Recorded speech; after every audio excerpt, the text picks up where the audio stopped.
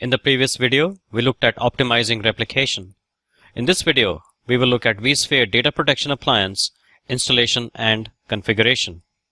We will look at the actual installation process for the vSphere Data Protection Appliance and then its configuration. During the installation of the appliance, there was some troubleshooting that had to be done, and this is something that is quite common that people encounter when they install vSphere Data Protection Appliance. So it's good to know ahead of time what you might be looking at in terms of troubleshooting. So we are logged into the vSphere web client once again.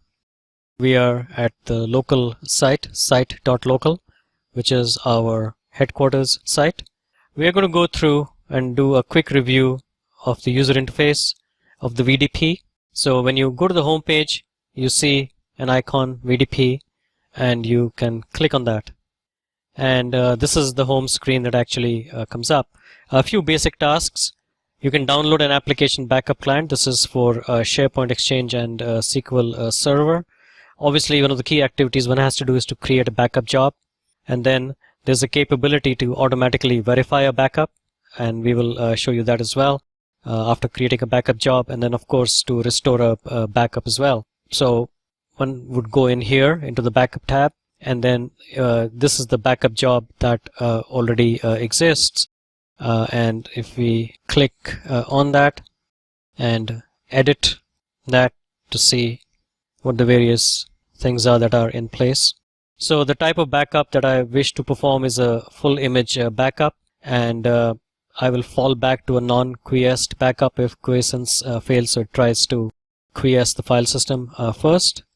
Of course, the backup, I'm only backing up Windows Server 16. I can obviously have those as well. Separate backups are better because my schedules might be different. Speaking of schedules, the Windows Server 2016 is backed up daily, and it is backed up at 8 p.m. Next is the retention policy. I keep the backups for 60 days. The other options are, of course, I can keep them forever, which people would not normally do, unless it is for some specific business purpose. We will look at the other options when we actually create new backup jobs. The backup job name must be unique. And then just a quick review. The name of the job, what are the VMs, which are the selected sources, where are you backing it up? Well, the VDP appliance storage. VDP already has a bunch of storage attached to it. There's a backup schedule and a retention policy. So I will cancel out of that because I don't want to change this right now. So that's how one would create a backup job or edit a backup job. Let's look at the actions again. You can create a new one, you can edit it, you can clone this and then massage it, you can delete it, you can enable and disable it, which means you can have it still there, not deleted, but not functional, not enabled, and you can later on come back in and actually enable it. You have the option of backup now as well. I actually utilized that a few times just to be able to get a few more images to show you in the Restore tab. Now, backup verification is a very powerful feature. What backup verification does is that once the backup is done, it takes the system, VDP, the data protection appliance, takes that backup and restores it to another location that one specifies. And then it runs backup verification scripts and so on if necessary to make sure that the proper return code, which is a 0, actually comes back from the scripts. If there are no scripts, then it basically fires it up and brings it back down again and looks for a heartbeat. In some cases, the heartbeat is not found, so you can get erroneous errors in the sense that it would be a false positive. But it is an extremely powerful way of at least making sure that your backup is good, because you are at least able to start up the virtual machine from it, and that is a good thing to have. The job actions here again are you can create a new backup verification job, and once that's created, of course, the other items that are grayed out right now would be enabled again. So a very similar interface as with the backup tab, this one. The next one is the Restore tab. And of course, the backups that we've been doing are of the Windows Server 2016. And this is where it actually resides. The backup type is an image type. The actual user interface process is a little bit different because this is an EMC Avamar product, vSphere Data Protection. So one has to click on this arrow to be able to get down into the number of backups that are available for this Windows server. And then when I click on that again, it goes down further, and basically there's one disk that has been created in the backup. So I go, and this is the way you go back. Interface is a little bit different.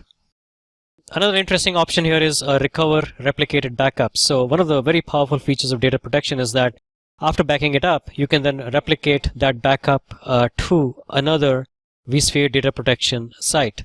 Now we are going to do this later because I have set up a second site at which we will install a vSphere data protection appliance, and I'll go through the process with you to install it and configure it, and then we will use that site to replicate our backups from this primary site. And to set up those replicated backups, of course, that's what you do again. Options are very similar. You have to create a new replication where you define what the destination is essentially and what the source is of those backups. The reports tab gives you the overall information, and the other interesting pieces are the task failures in the last 72 hours, the job details of jobs recently run, and then the unprotected clients, which would be the list of virtual machines that are under this vCenter that are not being backed up. And as you can see, all of them are not being backed up, all except the Windows Server 2016. Click on configuration, gives you some really interesting information. So first of all, here you get the backup appliance details. So it's a VDP 6.1.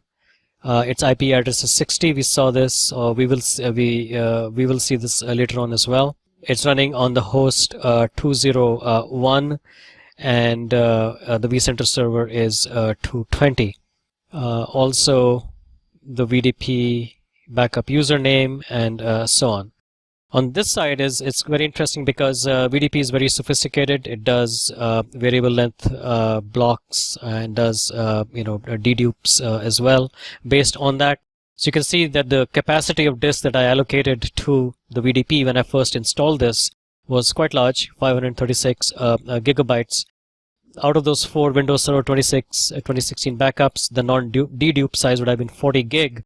But instead, because of deduplication, the size is only 9 gigs. So 536.3 minus 9 is 527.3 gigs. So the dedupe works quite well.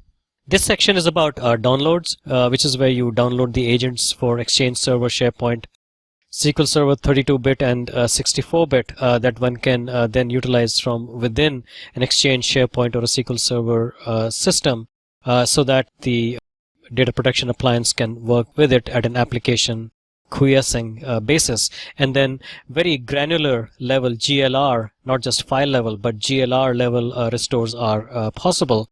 Based on based on tables and so on, and various entities within these application servers. Scrolling down a little bit, this is the backup window configuration that can be edited and that can be changed as well. The log and the email, and it's giving me an error for some reason. The reason I was getting that edit error is because this was hidden on the bottom right hand side of the screen out of sight due to the limitation I have on the screen size for this, or the screen resolution for this video. So I basically have to cancel out of it, and then of course I'm able to go back and forth as I had tried to do earlier. So by clicking on that, the log file, and this enables alarm email notification and reports, and it sends reports as a CSV attachment if necessary to wherever it is that it needs to, as well as the login credentials that are actually required to do that. You can also send a test email. Obviously something very useful for folks that have to worry about making sure that backups have worked and that there are no alarms. There are different alarms and things that can also be set up, but that's part of a different section of this course. We're running only one vSphere data protection appliance. If we were running others, this drop down would show those as well. And by clicking on this green button, that's where we would actually switch to. All actions, I could disconnect from this appliance, this data protection appliance.